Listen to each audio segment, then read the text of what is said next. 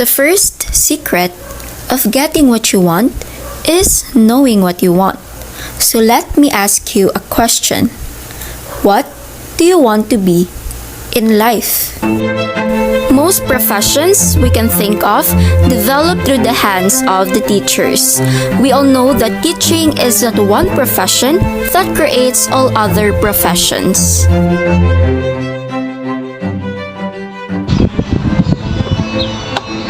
Hi, can I interview you for a while? Sure. What do you want to pursue in your life? Computer programming. Do you know how you can achieve that profession? By studying. Do you know who is in charge of teaching? The instructor. Thank you very much. Hi, can I interview you for a second? Sure. What do you want to pursue in your life? Engineering. Do you know how you can achieve that profession? By studying. Do you know who is in charge of teaching? Teacher. Yes. Thank you very much. Now, we ask 5 pre-service teachers at Central Bicol State University of Agriculture or CBSA to give meaning about the importance of their soon-to-be profession. What is your name? Hi, my name is Eliza J. Cruz. Hi, I am Pierre Carlo Amcielo. Hello, my name is Marnel M. Lancero. Hi, I am Ivy Marie Almideo. Hi, I am Xavier Cari Villarico. What year are you in? I am a first year college. I am first year college. A first year college student. I am a first year college student. I am a first year college. Do you really want to be a teacher in the future?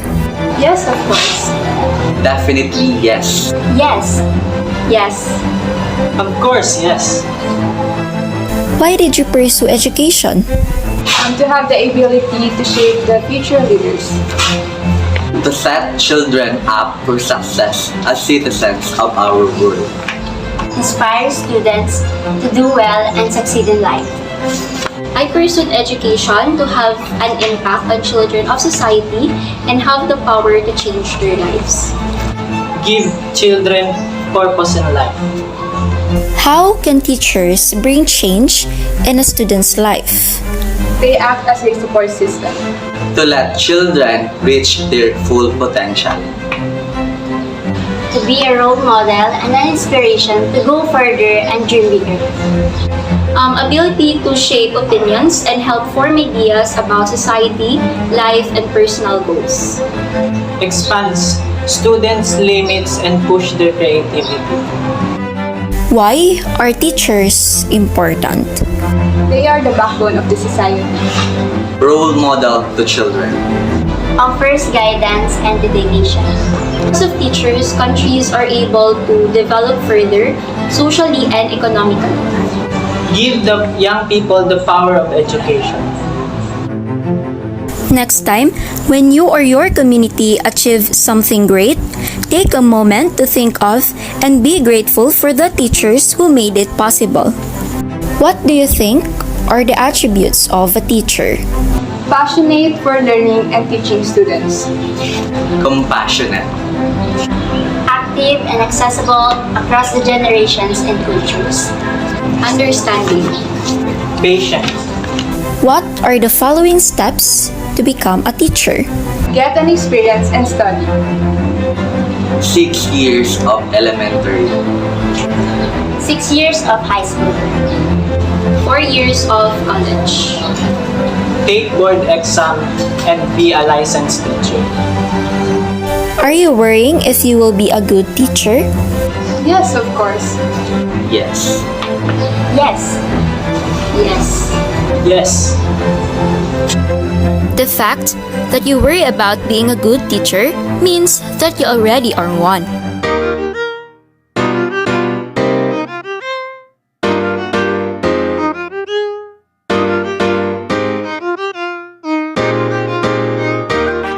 If you're thinking of becoming a teacher, you're likely weighing the pros and cons of the job.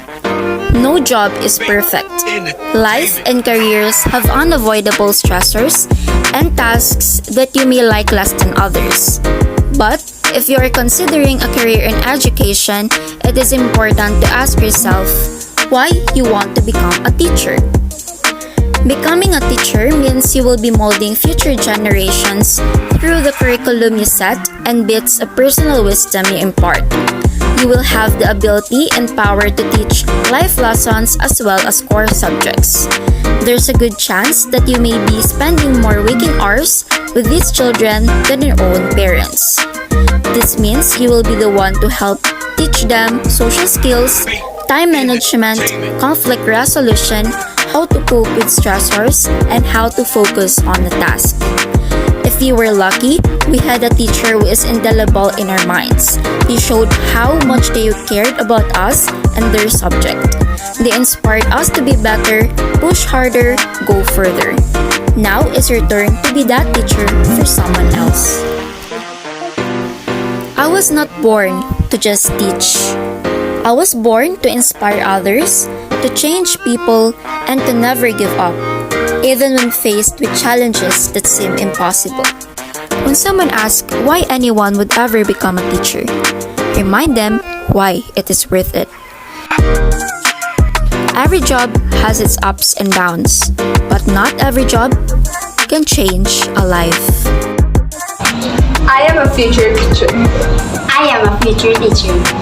I am a future teacher. I am a future teacher. I am a future teacher.